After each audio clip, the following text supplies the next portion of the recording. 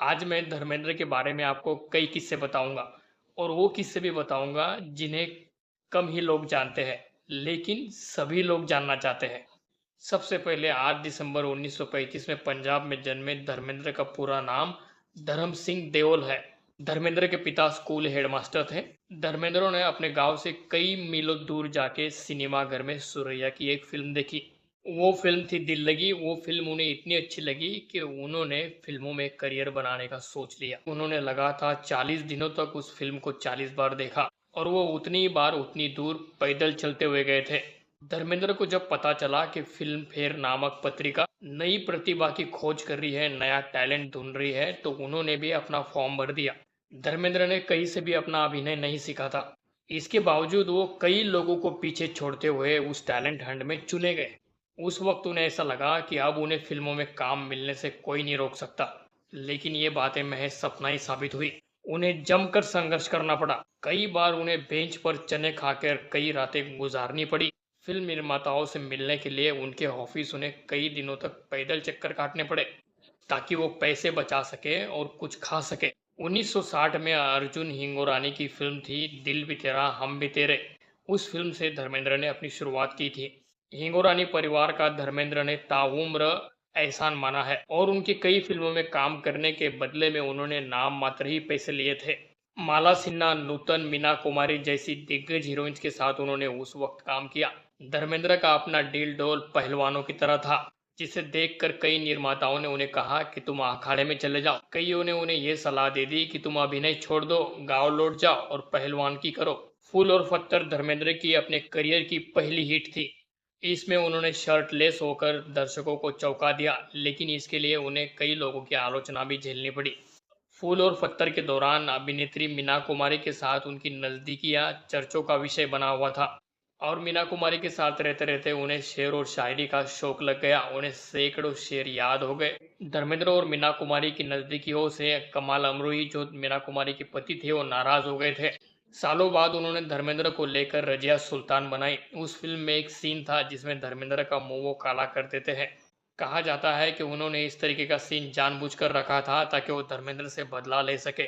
धर्मेंद्र को भले ही action hero के रूप में जाना जाता हो, लेकिन उन्होंने कई हास्य और रोमांटिक फिल्में भी की है। हिंदी फिल्म इंडस्ट्री के इतिहास के सबसे हैंडसम हीरो धर्मेंद्र ही माने जाते हैं। उनकी सेहत और चेहरे की चमक देखकर दिलीप कुमार साहब ने एक बार कहा था कि वो अगले जन्म में धर्मेंद्र जैसी शख्सियत पाना चाहते हैं। दिलीप कुमार साहब की धर्मेंद्र बहुत इज्जत करते थे। वो उन्हें अपना बड़ा भाई मानते थे। दिलीप कुमार से मिलने के लिए धर्मेंद्र उनके नियमित अंतराल से उनसे मिलने के लिए उनके बंगले पर जाते रहते थे। गोविंदा धर्मेंद्र के बहुत बड़े फैन हैं। जब उनकी पत्नी प्रेग्नेंट थी तो गोविंदा ने उनकी पत्नी को धर्मेंद्र की बड़ी सी फोटो दी थी और कहा था कि जब अपने को बेटा अगर होगा तो वो धर्मेंद्र की तरह खूबसूरत और हैंडसम होना चाहिए। और जब ये बात धर्मेंद्र को पता चली तो उनकी आंखों से आंसू आ गए थे। आज के दौर के बॉलीवुड के स्टार ऋतिक रोशन भी धर्मेंद्र के बहुत बड़े फैन हैं। उनके बचपन में उनके कमरे में धर्मेंद्र की फोटो हुआ करती थी। कुछ सालों पहले ऋतिक की ब्रेन सर्जरी हुई थी, तो ठीक होने के बाद सबसे पहला फोन उन्हें धर्मेंद्र का ही आया था। सलमान खान के भी फेवरेट हीरो धर्मेंद्र ही है और ये बात धर्मेंद्र भी कह चुके हैं कि सलमान और मुझ में कई सारी समानताएं हैं। सलमान की एक फिल्म है प्यार किया तो डरना क्या। इस फिल्म में काम करने के लिए धर्मेंद्र ने एक पैसा भी नहीं लिया था। फिल्म का शेड्यूल लंबा था और आउटडोर था, इसलिए सलमान खान को सलीम खान ने, उनके पिता ने, कहा था कि धर्मेंद्र का अच्छे से ख्याल रखना। धर्मेंद्र की पहली शादी प्रकाश कौर के साथ जब हुई थी तो उनकी उम्र सिर्फ 19 साल थी। उनकी पहली पत्नी मीडिया से हमेशा दूर रही है। धर्मेंद्र और हेमा मालिनी की जोड़ी बॉलीवुड इतिहास की सबसे लोकप्रिय जोड़ी है। दोनों ने लगातार कई सुपरहिट फिल्मों में काम किया है और साथ में काम करते हुए गरम धर्म हेमा मालिनी को अपना दिल दे बैठे थे। उस समय संजीव कुमार और जितेंद्र जैसे स्टार हेमा मालिनी के पीछे थे, लेकिन इनको पछाड़ कर धर्मेंद्र ने हेमा को अपना बना लिया। जितेंद्र और हेमा मालिनी की सगाई हो रही थी। उस वक्त धर्मेंद्र ने जितेंद्र की उनकी पहली जो गर्लफ्रेंड थी उनको बता दिया और उनको साथ में लेकर वहां पर चले गए और बहुत बड़ा हंगामा खड़ा कर दिया। उस वक्त हेमा मालिनी ये समझ गई थी कि धर्मेंद्र मुझे किसी भी स्टार के साथ शादी नहीं करने देंगे। शोले के डायरेक्टर रमेश सिप्पी चाहते थे कि वो वीरू का किरदार निभाए, लेकिन धर्मेंद्र थे कि वो ठाकुर का किरदार निभाना चाहते थे। धर्मेंद्र मान ही नहीं रहे थे। तभी रमेश सिप्पी ने एक आइडिया लगाया। उन्होंने कहा कि संजीव कुमार को मैं वीरू बना दूंगा, जो टांगे पर हेमा मालिनी के साथ रोमांस करेगा। उनकी इस आइडिया ने काम कर दिया और धर्मेंद्र फट से मान गए। शोले की शूटिंग के दौरान धर्मेंद्र रोमांटिक सीन के दौरान जानबूझकर गलती करते थे ताकि हेमा मालिनी के साथ ज़्यादा से ज़्यादा वक्त बिताने का मौका मिले।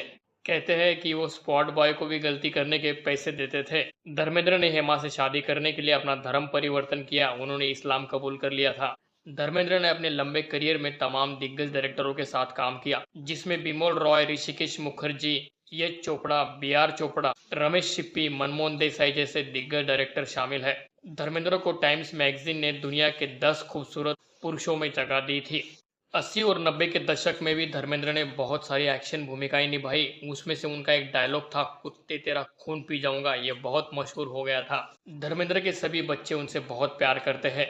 बॉबी देओल के तो एक बेटे का नाम उन्होंने धर्म रखा है।